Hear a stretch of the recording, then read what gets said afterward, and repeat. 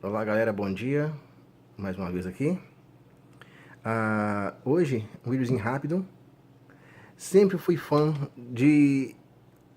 a fim de pegar um desses speakers, mas sempre achei caros demais, nunca achei um preço bom para poder comprar. Sai agora cedo para poder ir no supermercado comprar leite. Fui na lojinha aqui perto e logo de cara me bato com isso. Perguntei o cara quanto, ele falou, olha, não está funcionando. E por não estar funcionando, o preço vai ser $10. Eu falei, opa, é meu. Um dos cabinhos aqui de controle da caixinha, a caixinha está até aberta, não estava funcionando.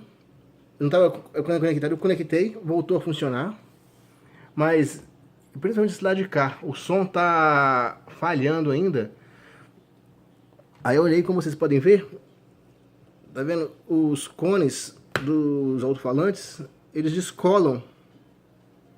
Esse aqui tá colado, aqui descolou. Esse aqui tá descolando, tá vendo? E com isso, o som falha. A caixinha tá até aberta, porque isso é um outro problema dessas caixinhas. Elas sempre descolam com o tempo, devido à vibração.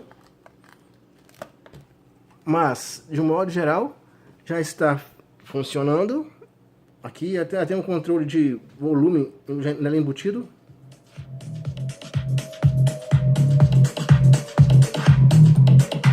Aqui abaixa. Aqui de novo aumenta. Se eu tocar nos dois ao mesmo tempo, ele dá um mute.